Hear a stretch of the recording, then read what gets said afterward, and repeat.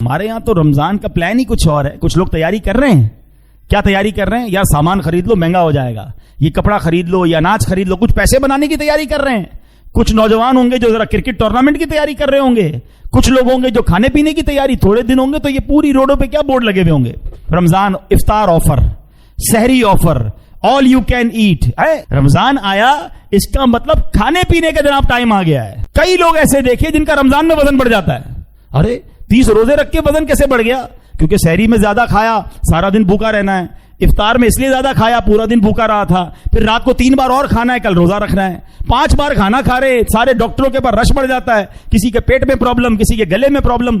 امام صاحب تراویح پڑھائیں گے, آپ دیکھ لینا 5ویں 6ٹی رمضان کے بعد کھانسیاں کتنے لوگ کر رہے ہوں گے. سب کو سموسے کھانے ہیں, سب کو گھنٹے بھی شربت پینے ہیں, سب کے گلے خراب. ارے اللہ کے بندوں, یہ کیوں نہیں سوچتے کہ رمضان کھانے پینے کے لیے آ رہا ہے؟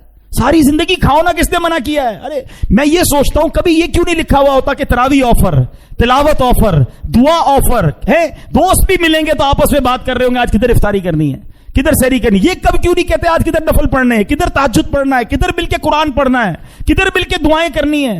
کیوں ہم رمضان کو گزارتے ہیں اس طرح؟ رمضان میں گناہ نہ کرنا اللہ کے غضب کو دعوت دینے والی بات ہے.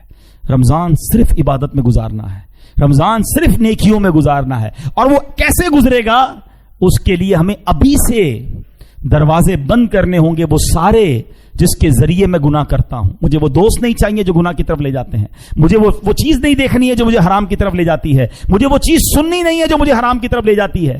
ابھی سے سوچنا ہوگا, ورنہ ایسا نہ ہو کہ رمضان آئے, کروڑوں بخشے جائیں اور میں محروم نہ رہ جاؤں.